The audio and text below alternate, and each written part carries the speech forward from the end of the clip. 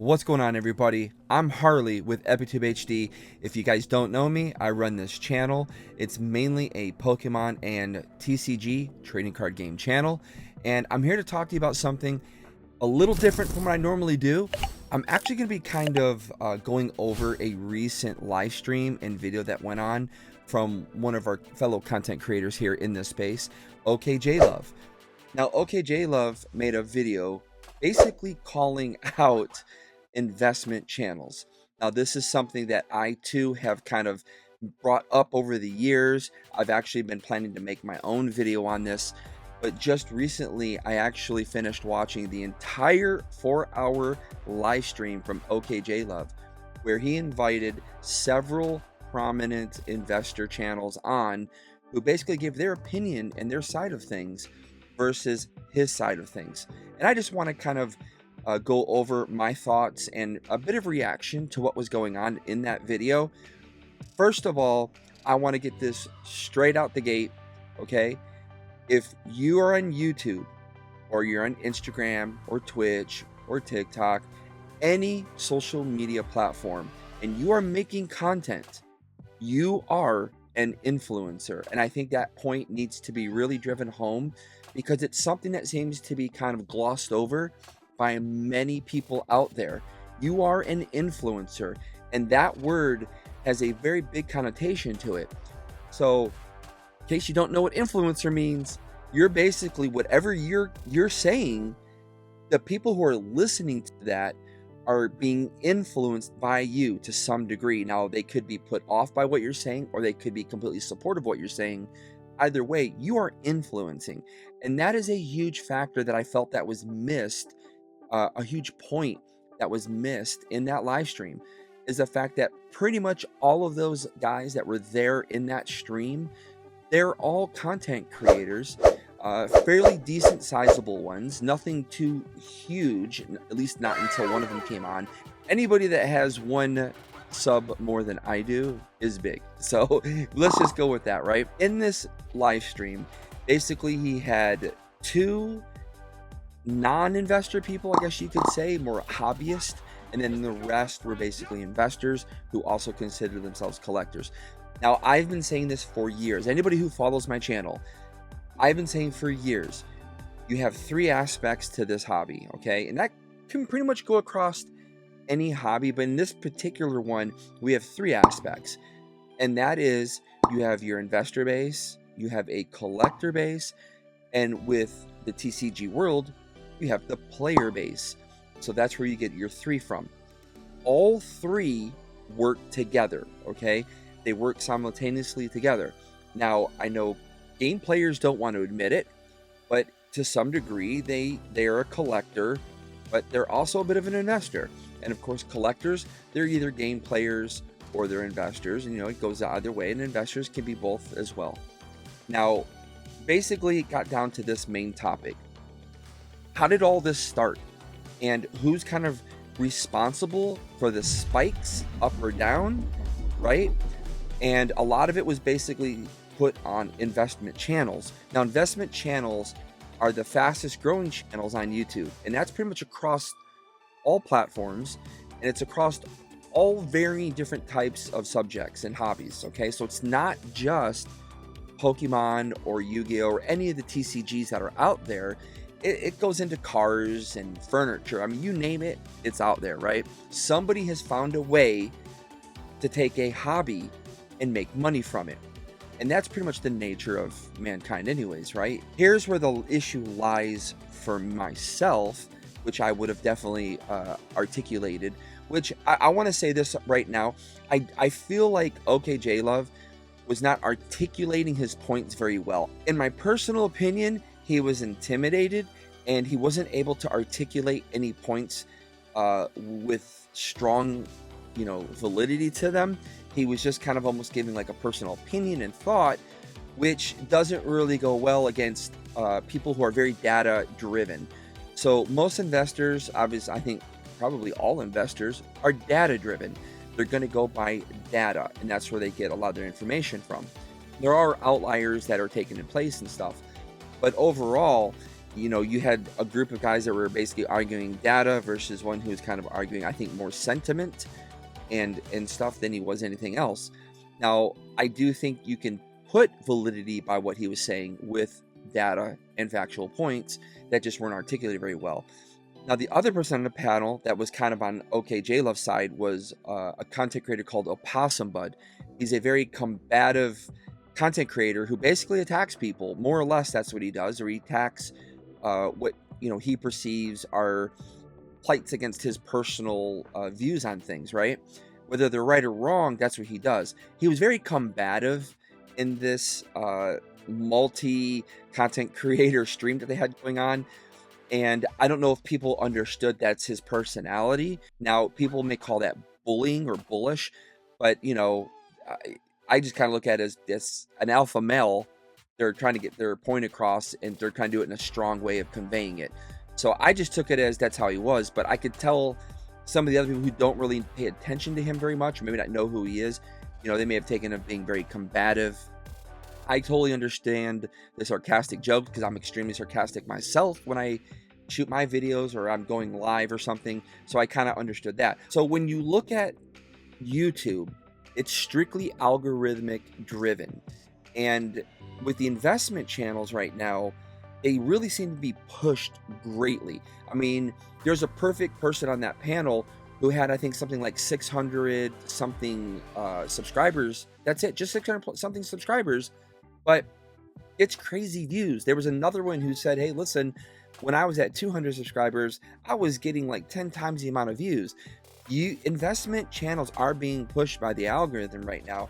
And it's basically because there's an interest in it. People are clicking on it. If you make great thumbnails or your title is a little on the clickbaity side, but it is true, then yes, it's going to get pushed.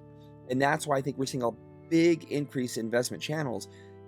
But it seems that the new crop of content creators are also people who've gone into selling. So I would have to say, next to investment channels, the next largest growth in Pokemon has been sellers turning content creators. Here's my issue. This is where a lot of this starts coming into play now. The motivation of these people. Are they being truthful about what they're doing? Are they practicing proper etiquette as a seller and as an influencer? Because remember, the very first thing I said at the beginning of this video is a content creator is an influencer. So how much are these people manipulating their audience, manipulating the market? And I think it has been proven time and time again that anybody who is selling is using these platforms to manipulate the market in their favor. And I don't think that's like a hidden agenda. I think it's quite open at this point, because it's clear when one of the larger content creators out there says that they like something or they're going to go do something, the trend seems to go along with what they're doing, okay? And that's because they have a lot of people following them. And as OKJ Love said in his video that started this whole thing, which was his personal video that he made regarding investments, right? And that simply comes down to when you have just a very small percentage of your audience listen to you, that's going to spike everything. It doesn't take a lot to do that, okay? As in the live stream, it was pointed out, there's such a small percentage of the hits that most people will ever see from their packs. So obviously the ratio used to be, I think it's like 3 to 4 Pokemon packs, you should get a fairly decent hit, right? Whether that's an ultra rare or a hyper rare, you should see a good hit about every 3 to 4 packs. So you got to open quite a bit up. Now, if there's 11 cards in a pack, you're looking at what, 3 packs, 3 times 11, you're looking at 33 cards. You're hoping to get a hit there. Add another 4th pack onto there, right?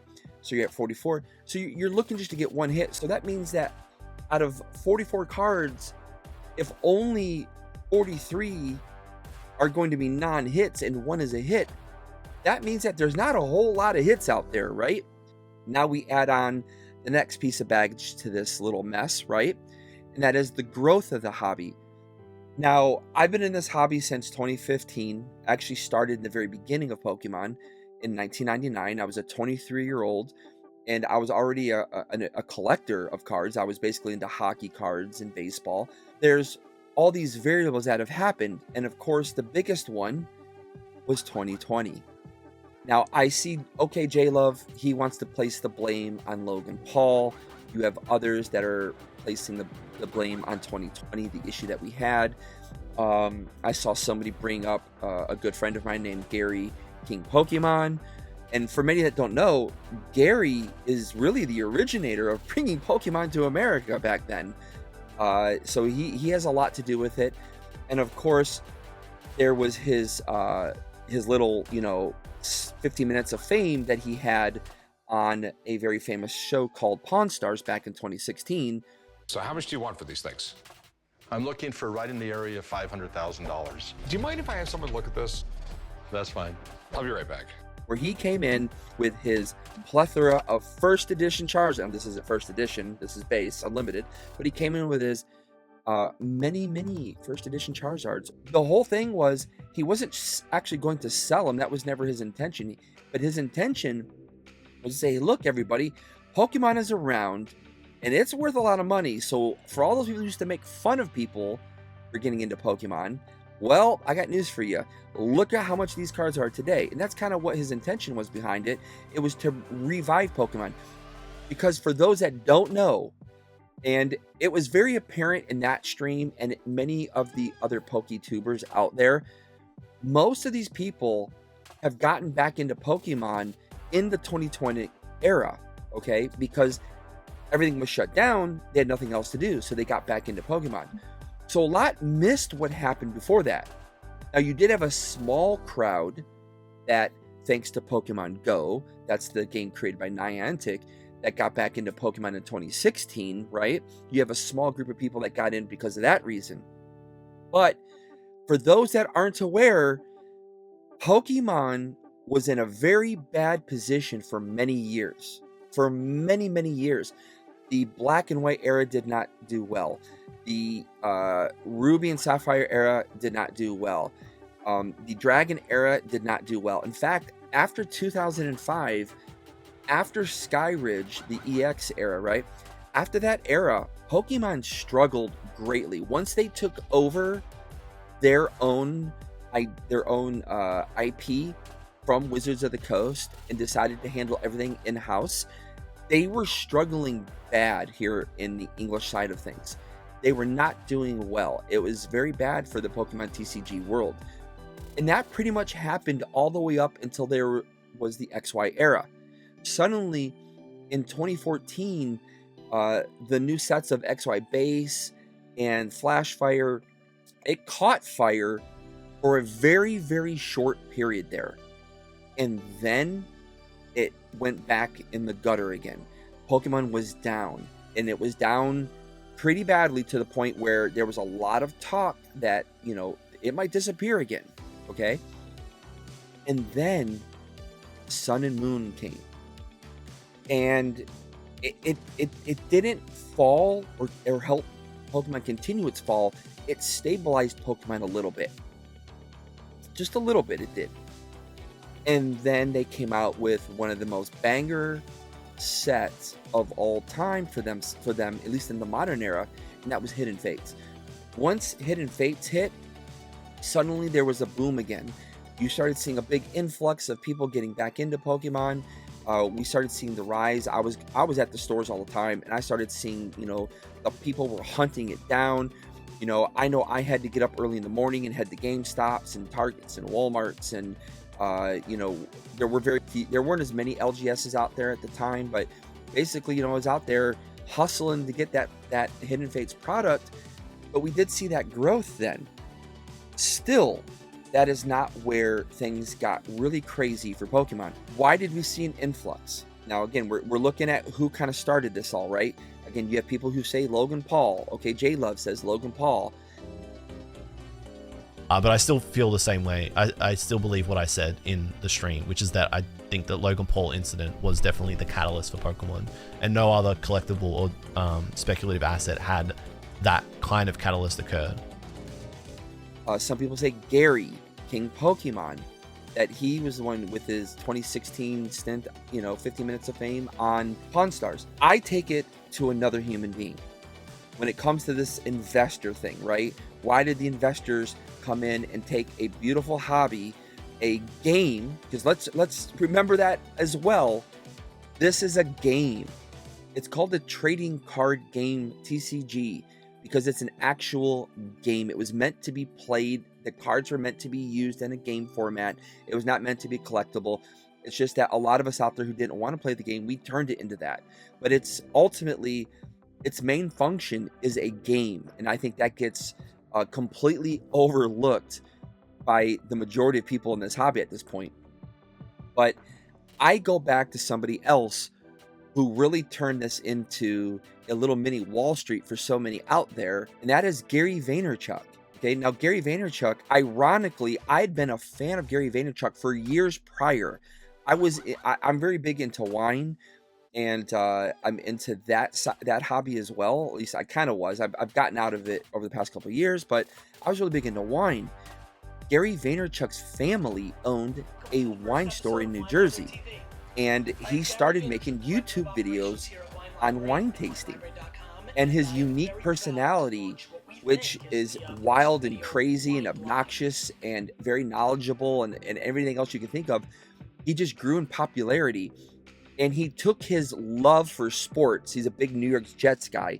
He took his love for sports and started bringing it into his wine business, which in turn turned into his love for collecting sports cards. Okay.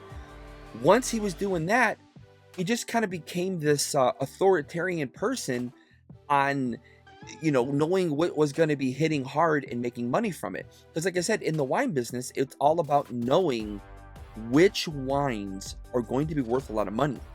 It's real big business, especially when it comes to the Bordeaux region, the top 6 vintages, and then it just goes on from there, right? So he took his knowledge and investment knowledge that he took from the wine world and brought it into the sports card industry. From there, I think he just got bored. If I'm being honest, he got bored and just started expanding on other avenues of this world of cards, this world of cardboard. And he basically took it, because remember, he did go to toys at one point, and he was going to garage sales and yard sales and looking for toys that were being put out that no one knew were valuable and things. He started coming across Pokemon cards. He started talking about Pokemon cards in his videos, about how that was going to be the next big thing, is Pokemon cards. I think I'm locked in a Charizard Hollow Shadowless First Edition PSA 10. You don't even want to know how much that costs. Holy grail shit. Now, how did he know that was going to happen? Well, pretty simple. He kind of started it. His extreme growth as an influencer and content creator himself, as his world of his business world grew, and his fame grew, and again his influence grew, him saying Pokemon cards were going to be the next big thing, I think really stemmed from seeing Gary the King Pokemon's 15 minutes on Pawn Stars. He started to put 2 and 2 together and realized, well, heck, man, we got something here. And he started pushing it more and more to the group of people that began following him. And the fact is, a lot of people who follow Gary Vaynerchuk are investor type people. And again, they came from the wine world, where investment is really big. It's really big. Millionaires, multi-millionaires are in it. Multi-millionaires invest in a plethora of things. They diversify. That is the big thing about people who invest. You ask an investor, the number one term in investment is diversifying. Okay, you don't put all your eggs in one basket, you diversify it. And that huge crowd of people that Gary Vaynerchuk was talking to are multi-millionaire type people who invest and they diverse. And I personally think that is where and when we saw a new trend happen in the TCG world.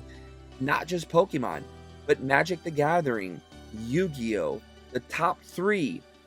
Okay, now you've got One Piece in today's new world, as of today, 2024, One Piece and Dragon Ball. You know, you have a plethora of these new TCGs. On my channel, I covered a lot of the Kickstarters, right? So it is huge, the difference we have going on, but that's where it kind of really emanated from. Gary Vaynerchuk.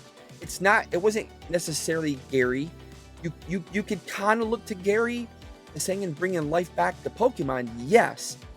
But as far as the investment aspect goes, it really goes back to Gary Vaynerchuk. That's where it really started. And there's enough evidence out there on his Twitter, or now X, but old Twitter, on his older accounts. You can actually go listen to him talk, and he tells you the advice he gives, and that's how you can trace it back to him.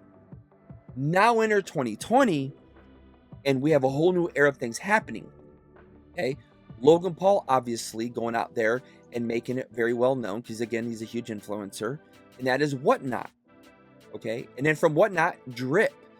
So now we have these, we have what used to be eBay, right? Everyone used to go to eBay. That's where you did all your sales at.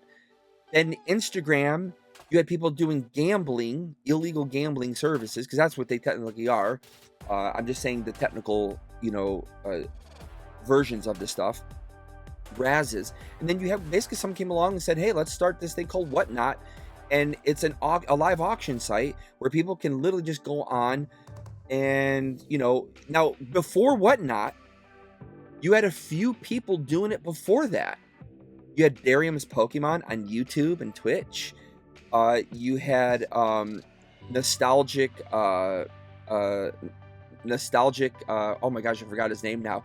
But he's been running breaks on YouTube and Twitch for forever. These guys were doing it long before Whatnot. And then people started copycatting them. And then Whatnot began. And then Whatnot literally began its own site, its own platform for people to literally go to and do nothing but sell.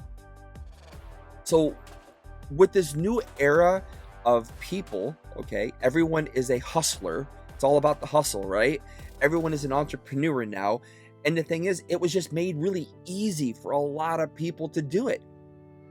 A couple clicks on your keyboard, right? You sign up, you're on Whatnot, you turn your phone on. You no longer need these very expensive high-end cameras, or you don't need web cameras. You literally just turn on your phone, you click go, and now you can sell and make money. And so all these new ways and forms of getting product to people, it was the perfect storm for what we are experiencing today. And that is basically a huge influx, and it's taken over Pokemon content creating. It's taken over all content creating, to be honest with you. Pretty much everybody now is selling to somebody, and that's just the way it is today. So when I was watching that live stream, and I watched J Love's video just talking about investors and stuff, my biggest issue again comes down to this: they are influencers. If you're making content to give out to people, you're an influencer. That means you have a responsibility. Okay, you have a responsibility to your audience that if you're going to give advice to someone, okay, you have to back that.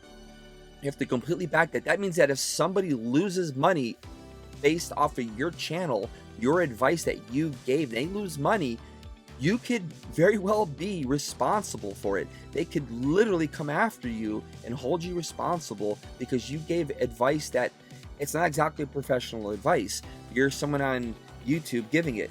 Now, granted, I think everybody should be held self-accountable. You can only be accountable for yourself. But there is a large part of that is the responsibility based on the influencer. That's why, people don't understand that, owning responsibility is huge. I come from the acting world, from the entertainment world, and I think it's important when my agent sends me, an audition for a commercial or film or television show or whatever the case may be, I have to, first think not only the great opportunity I have in front of me, the investment or, the financial gain that I could get from this, but morally, is it something that I can stand behind? With all these investment channels that are out there just pretty much trying to they're either trying to get the clicks and trying to make money on YouTube, which is what a lot of us are trying to do, or are they doing it for other motives? Do they have ulterior motives behind this? Most investors do. Do they have a responsibility before they start their stream up to advise you that their channel is based on, investment, financial advice, or, not even necessarily advice, but they're giving, they're basically telling you how to invest or how they invested. Now they always say this, right? Because I saw that. Well, I'm just giving you how I did it, how I invested. Okay. You still have a responsibility as an influencer to notify your audience what you're doing legally. I mean, we haven't had the FCC crack down yet on YouTube in that realm, but it's eventually going to happen, because you're going to have too many people get upset. They're going to start blaming YouTubers left and right for losing tons and tons of money, and they're going to file reports, and you're going to have the FCC coming down on people. It is going to eventually happen, because that's the world we live in today, unfortunately. But you have a fiduciary responsibility to disclaim what you're doing. And that goes for sellers as well. The Danny Phantoms, the Pokey Revs, anybody who is selling a product to someone else, okay, who has a store, who's able to buy product from a distributor, which most people can't do, okay? In fact, most distributors closed the doors to new applications because they had such a huge influx of people, mainly because there's people out there who were getting distribution access without selling. What does that mean? Some people don't understand. That's a huge financial savings. Huge financial savings. Okay, CTR was on the show, Cool Trainer Ryan, which, let me just say this right now. I'm going to say this right now. Okay, I know it's a long video already, but I was not a fan of Cool Trainer Ryan before this. I have interacted with him one time. I know he doesn't ever remember it. He would never remember it, I mean. But I interacted one time at Dallas Collecticon a couple years ago. We were in a private break that was going on with Chum Lee, and caught an attitude while we were there enjoying what was going on. And that was my only interaction I've ever had with the guy. But I'm gonna tell you right now, I'm gonna be very open about this. Coming into that live stream, man, I could not believe how relatable I was to what he was talking about and the things he was saying. So I actually kind of became, a fan of his in that live stream. Now, I know a lot of people are going to be like, what? Yeah, I kind of became a fan of his in the live stream. Now, I don't agree with the whole screw everybody, forget everybody thing. I don't think you should do that. And again, I think as someone who has a platform, who has chosen on their own merits to come on and talk to tens of thousands of people, hundreds of thousands of people, again, I think at that point you have accepted a responsibility as an influencer, and there's a level there of responsibility that you should take about anything you're doing or saying. We live in this world now where nobody wants to take responsibility for their actions, and the fact is, influencer content creators need to be held accountable for their actions of what they're saying and doing. That's we're on this open platform, which is great. One thing I hate about YouTube is that it's become so corporate level. I hate that. I love the old YouTube when we first began, and it was ground roots people, the most dumbest videos ever, videos with no editing. They were terribly done, but it was exciting. It was creative. There was so much involved going on, and today it's just so corporate.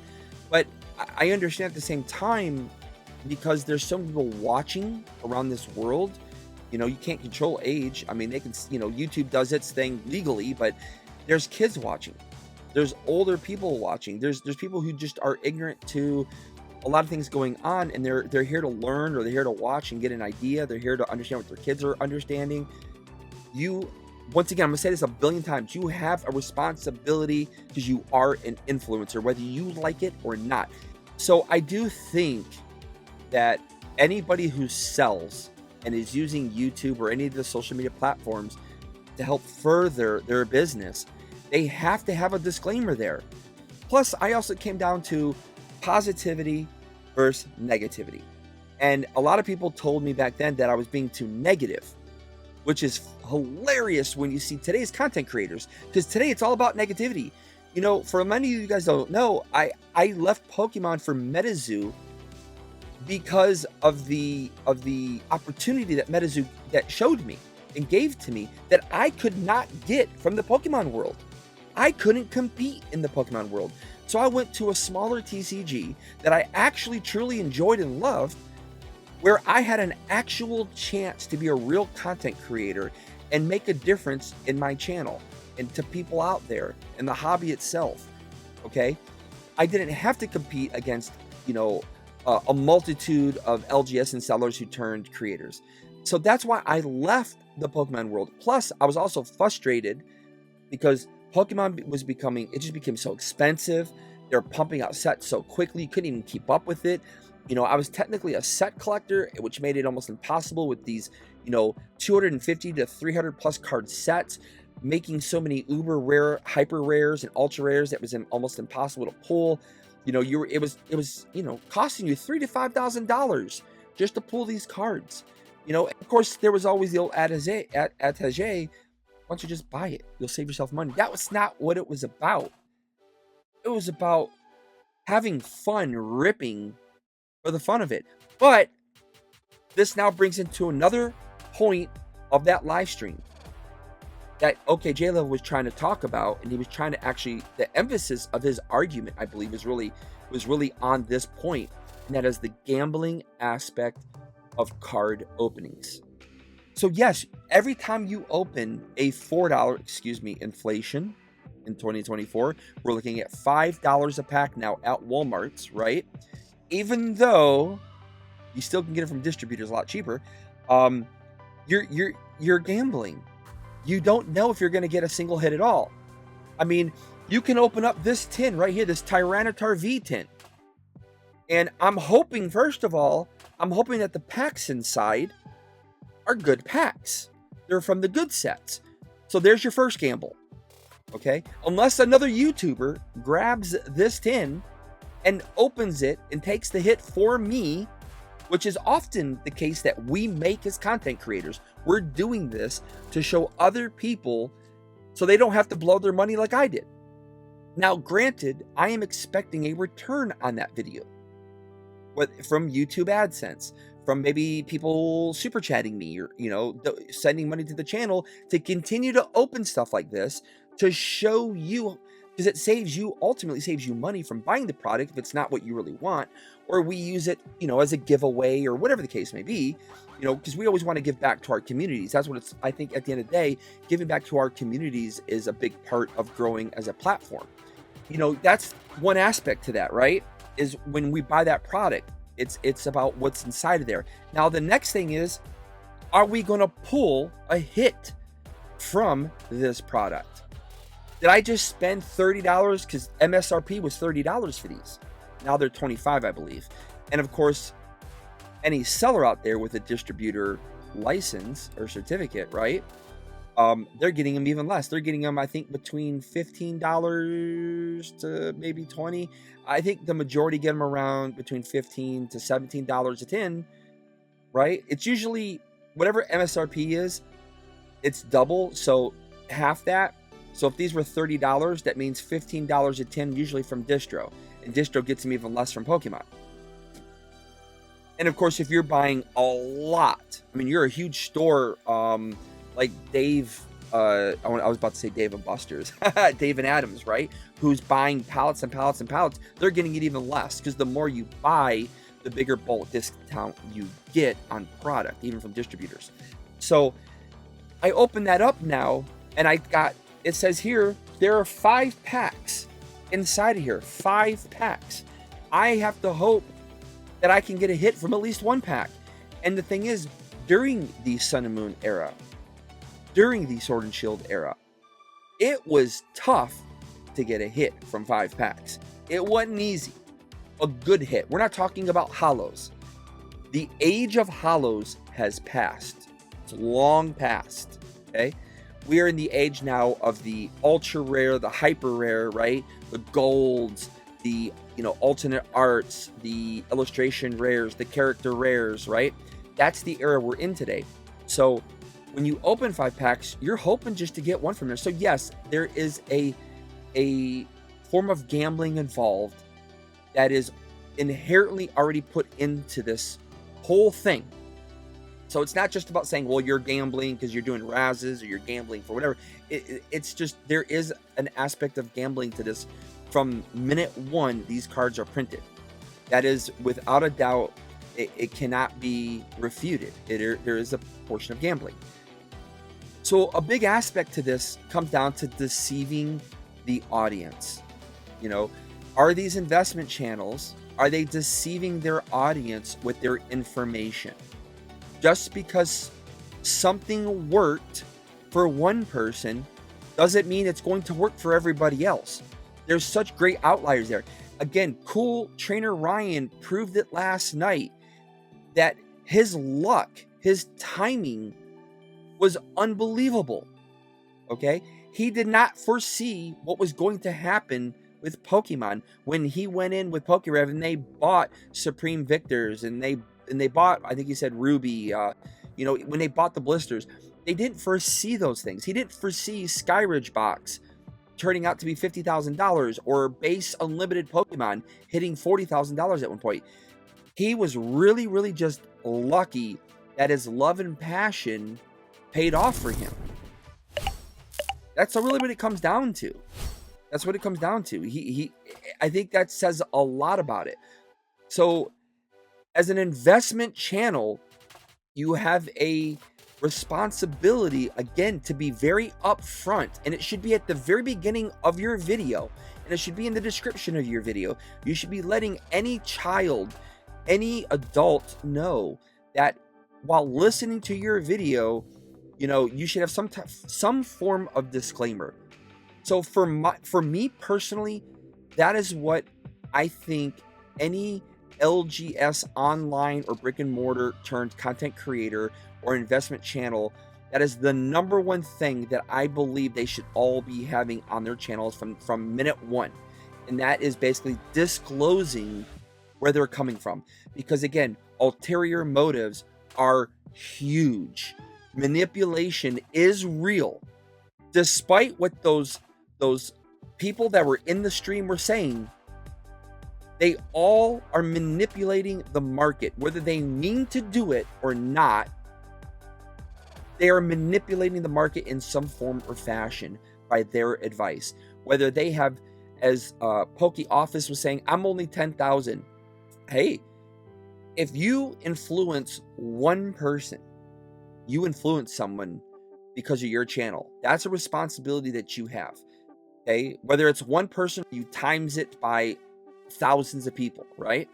You've influenced someone with your content, with your ideas and your thoughts. Again, what worked for you may not work for somebody else, but it just comes down to the simple reality of letting people know up front what you're doing.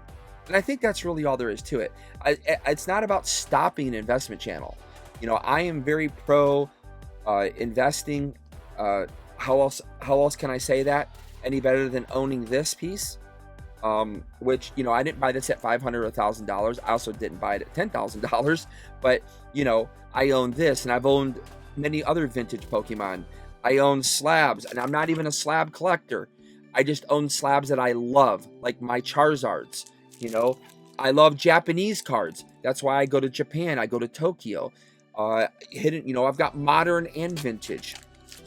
And that's one other thing that I kind of want to touch on. I know it's a really long video, everybody, but another thing I want to touch on from the live stream, and that is how many people out there have traveled this world?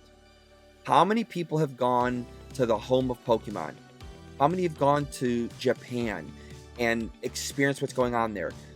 When we talk about what's happening in Japan right now, you have to understand something that also was negated in that live stream. It was not talked about. And that is the reality of this world's economic conditions. In Japan right now, I've been traveling to Japan since the year 2000. Japan was always an extremely expensive place to go to, very expensive. We used to lose money going to Japan as a US dollar currency. Canadians lost money big time, always have. But US dollar has always lost money. Today, the US dollar is getting such a huge, ridiculous amount return versus the yen. It's unreal. It's over half now. For every $1, you're getting over $1.50 yen, okay, or 150 yen. You're getting way more money. You have to think about that. The inflation that has hit Japan is real. It's worse than America, and it's bad here. It's bad in every other country. But Japan, it's really bad. It is crazy right now what's happening with Pokemon product over there. When people from 2020, they could no longer get the English at a decent price anymore, or even find it, actually. That's when everybody started doing Japanese cards. Now, I was doing Japanese stuff before then. We were doing it during the Sun and Moon era. A little bit of XY, but it was mostly Sun and Moon when we kind of really started hitting Japanese cards, because we thought they were way more fun. They looked better, they're brighter, they just look, and there's something about them that brings you in a little bit more. Once people couldn't get product here anymore, they went to Japan. I used to be able to go to 7-Elevens, to any of the convenies, Pokemon centers. Now I've got several videos on my channel. You can go look back when we went to the Shibuya grand opening of the Pokemon Center. We got an early pre-access to the public viewing of the Pokemon Center there in Shibuya. You can see the wall of Pokemon packs, the various, sets that they had. Boxes and boxes of boosters everywhere. I mean, any store we went to, it was just everywhere. I wasn't able to get back to Japan until this past year. We went on January 1st. We went right during the earthquake, and we got there when the big plane crash happened, unfortunately. But my son and I went to Japan we ended up there for several days, and I've never had a more difficult time finding sealed product to buy and bring home. Found plethora of singles galore, Japanese singles everywhere. Could not find sealed product. It was so difficult. When we went to the Pokemon Center, the sealed product they only offered you a few, so you only got to buy a few products. Now, this actually was one of them that we purchased from Pokemon Center. But as OKJ Love said at the end of his stream, if you listen to him, he stays on at the end of the stream. Yeah, we basically just circled back around, and that's how we were able to buy more of this. And we were able to buy these. But they would not sell us. These come in this particular box here. They would not sell us a box of these, 10, which comes 10. This has 10 in it.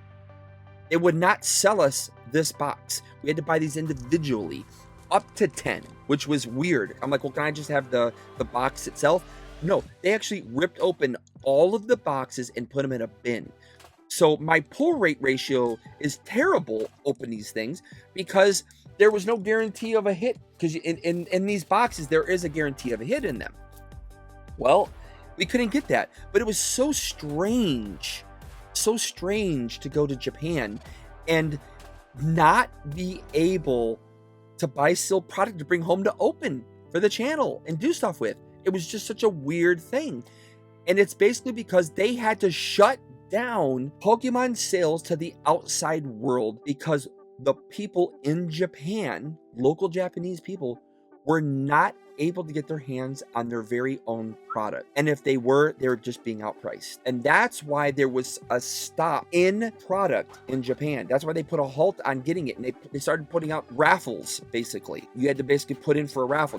Now Japan is very well known for its raffles. They love that stuff over there. I remember I was trying to get the Postal Service kit, the one that comes with the 2 illustration arts in it. The one with, was it the Cramorant V? And then, of course, you had Pikachu with the Geisha. I was trying to get in that. I could not win the lottery. And that was really the only way you could get it, was you had to enter the lottery. But that's when they really put that in place, was they had to put a stop, because their own people couldn't buy the product. They don't put up with the stuff that we do in the States or in Europe or Canada or Australia. Their people need to buy the product at $35 a box. By the way, for those that don't know, the booster boxes in Japan are between $35 to $50 a booster box.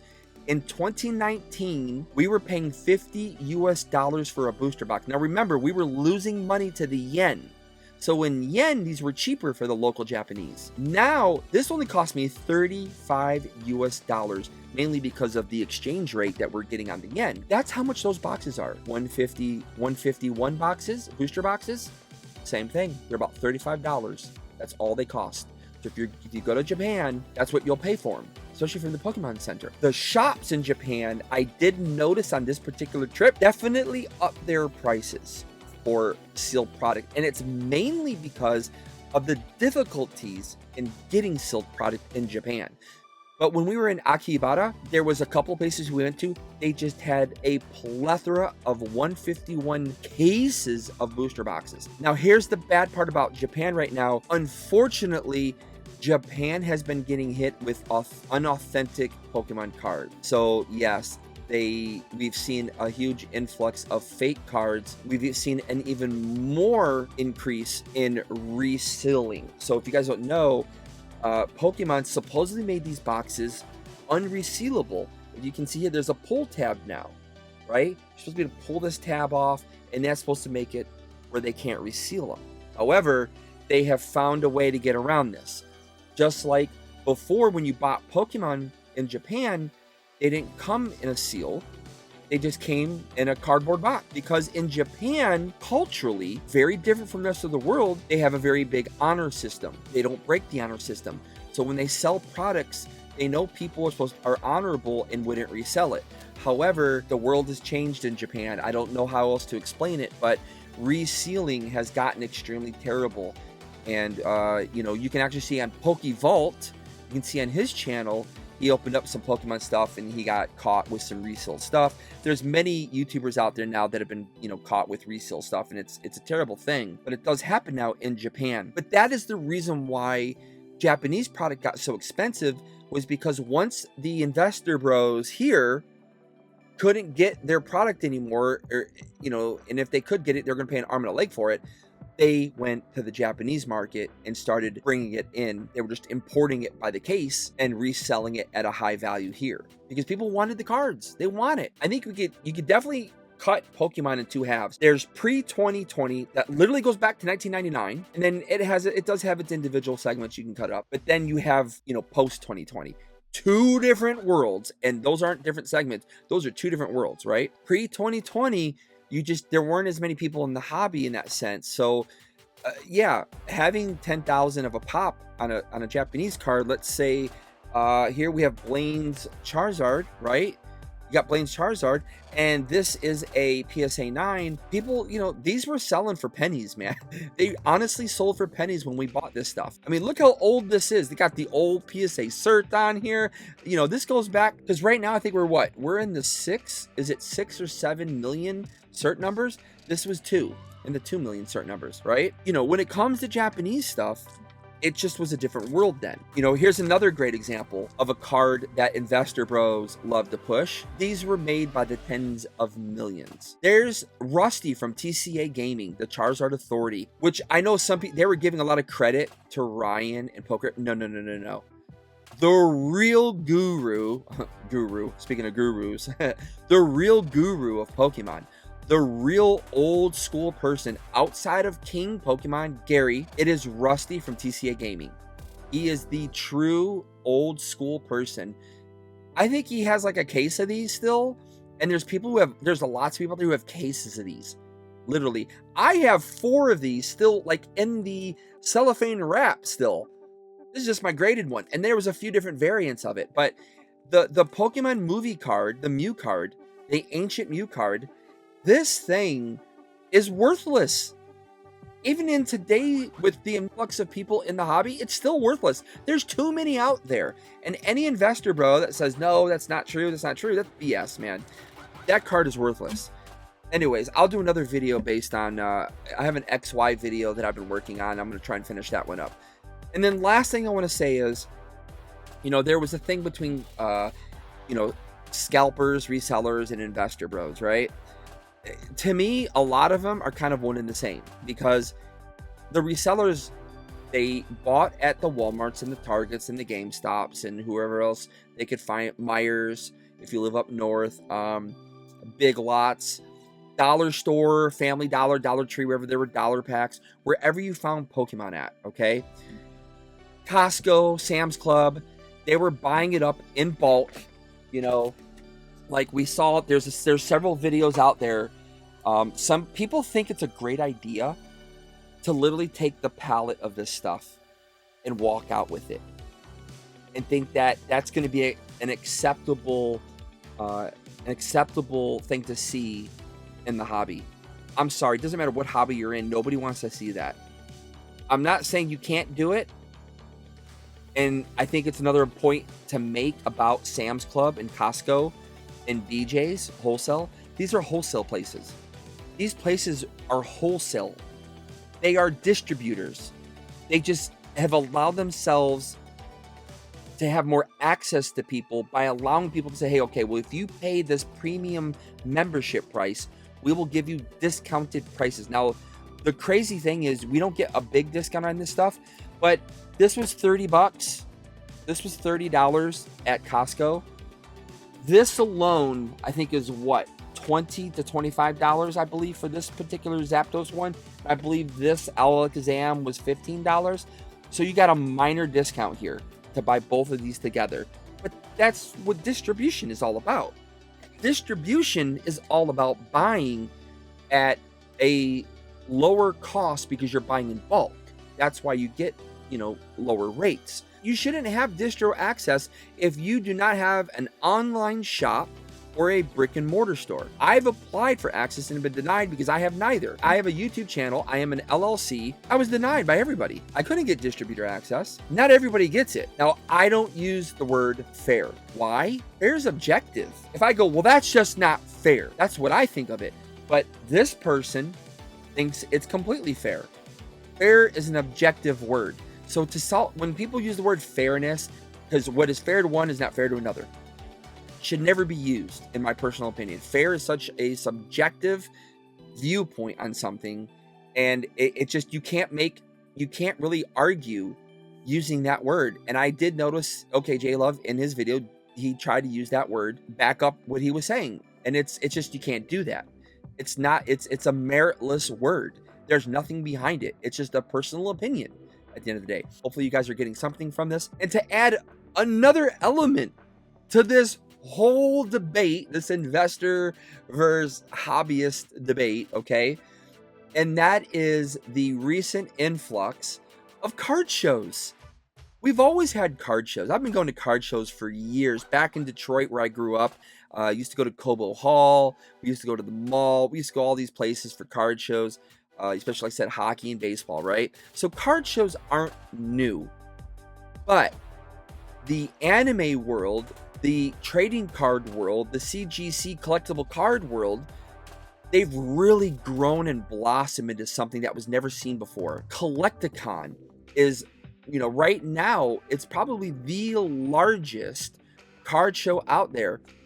So you've now given entrepreneurs a new venue to step out to. A good friend of mine named Metakai, and he started his own business. Well, the card shows have now given him access to having a mini brick and mortar, you know, once every month or once every couple months now. He can go set up at these card shows like he's a brick and mortar, and he can sell his products there. And that's given way to tons of people now having the ability to do that. You plop down a couple $100 or $100 for a table, you set up your little thing, you have your name of your company there, and people come around and look at your binders, they look at your sealed product, and they make deals with you, right? It has now become so open and viable to so many that, again, it's a whole new world that has been brought to everyone with ease. And being that Collecticon travels around the country and is providing shows to a lot of different cities now, a lot of people have access to the stuff that they never had before. Or if you lived in a city that had an LGS that was price gouging, now you go to the Collecticon show and you can, you know, you'll find a plethora. You know, again, go to my channel, look at my Collecticon videos. I show tons of sellers at these events with great pricing and options available to you now. And I think that's another aspect that was missed to be talked about in that live stream. It's that you know, that era of card shows now has really brought to light and given people the ability to stand on that. Again, where does this come in the investor bro argument to this whole thing? Well, again, you have people going to these shows, picking up cards at cheap prices or as cheap as they can, turning around, either reflipping them for more money, which again, that's an investment, right? Because you're investing in something and you're turning it around. Whether you sell it today or you sell it in 6 months, you're investing in something and you're moving it. Or you go to the card shows and you're finding some vintage product or product that you think is going to have a future. And so you buy it and you invest in it, right? It's just another avenue for people to grab and hold on to. Again, it's just another avenue that wasn't discussed in the live stream that I felt that could have been definitely touched upon. Real quickly, let's just take a quick look at everybody that was on that channel. So again, you have OKJLove. I remember OKJLove was hovering around my sub base forever. I've been at this. You guys see my sub base. I've been here forever. It feels like forever I've been at the sub base. I just haven't grown. I got to get back to being consistent. I've had problems with my computer for years that has held me back, in my personal opinion. Obviously, kind of using it as an excuse. It's a bit of a crutch because there is the phone. I just don't like the phone. It's a personal thing of mine. I wanted a computer. Now that I have a new computer, I hope to be making content a lot more than I have been. But you got OKJLove now, who has risen to 20,000 plus subs now. Then you have the Poke Office. The guy admits that he just started in this hobby a couple years ago, and he's at 10,000 subs. Obviously, Cool Trainer Ryan sitting at just under 100,000 subs. Opossum Bud, another one who's grown over the past year or two. He's almost at 20,000 subs. Nostalgianomics, he's just under 10,000 subs. TCG Buyers Club, he's sitting at a paltry 610. But he's got pretty good views on his videos though, so that 610 is deceptive to a degree. And then you've got Rob Does Pokemon, who's sitting at around the same amount as me, 2,000 plus subs. Now most of these guys are all investor channels, right? They're all investor channels who kind of laid claim that they don't have that big of a reach to people. But again, it just goes to show you that they all started, the majority of those people started post 2020. I've been doing this before that, and I'm still stuck at 2,000 subs. The majority of content creators who are making just regular old content, whether it's gameplay, ripping, not ripping and shipping, or just ripping, doing community type stuff, talking head stuff, right? Well, we're kind of just stuck in this era where we're not really growing. We're not attacking people. We're not being negative. We're trying to be positive about things. We're not really growing. Look at the investor channels. Look at the seller channels, which I merged those two, to be honest, because they're kind of one of the same. They really are. They're one of the same to a big degree.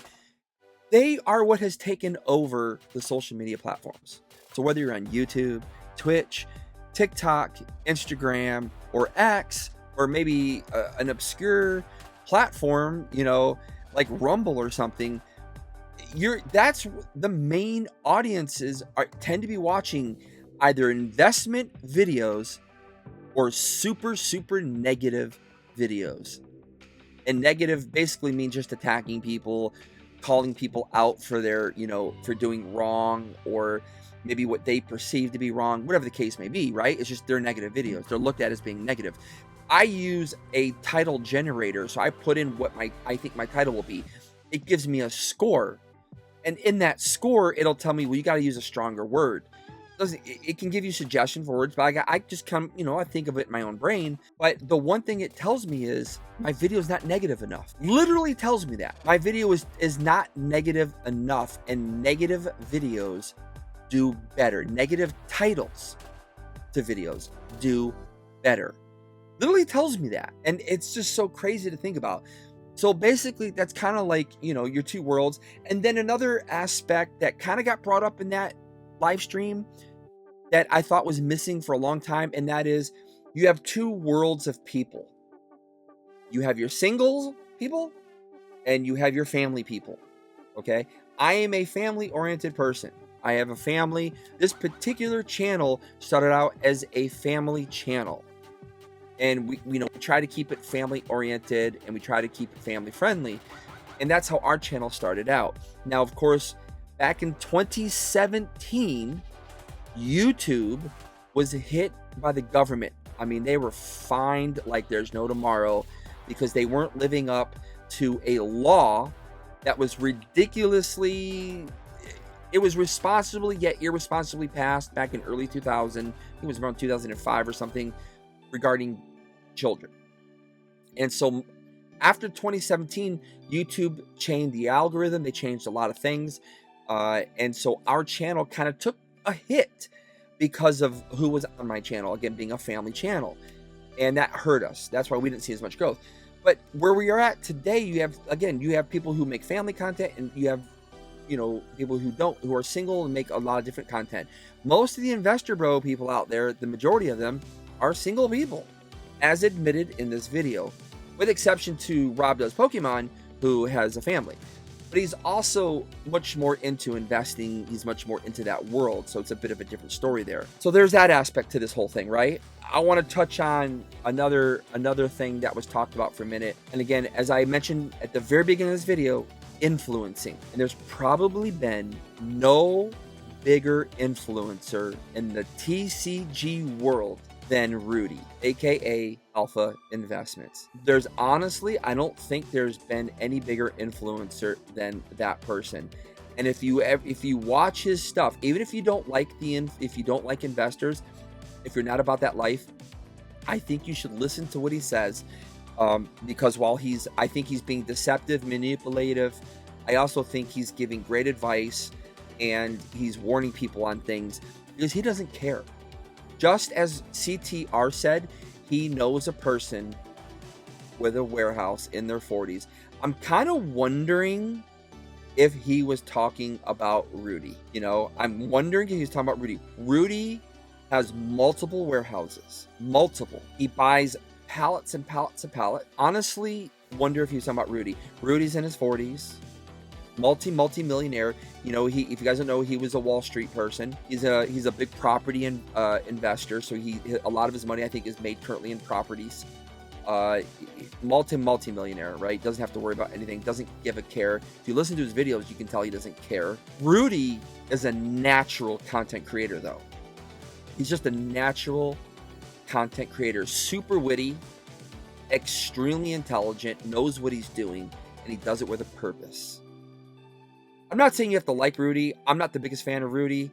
I don't like what he does because I think overall, like I said, I think overall it kind of hurts things. He's taking product out, which, again, these people all have ulterior motives for what they're doing. Yeah, he may have pallets and pallets and pallets and pallets and pallets upon pallets of Pokemon and Magic the Gathering and everything else you can imagine sitting off, and he doesn't sell it.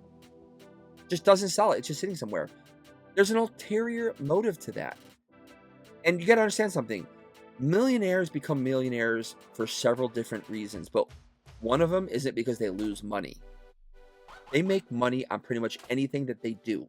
That's why they're multimillionaires, and they stay multimillionaires. There's a reason for that. So when they pull out all this product from inventory, when they reduce the inventory of something, and then they talk about it openly, that has it has a consequence to the market. It has a consequence to those cards, to that TCG. And again, you're either gonna have people run out and buy something, you're gonna have people run out and hold it, you're gonna have people run out and sell it, but they're going to be that way. But I've been saying this for years as a content creator. You can find it in my older videos. Why people think something is rare is hilarious to me, because there are people out there who buy up so much and it's just literally sitting somewhere. Literally sitting somewhere.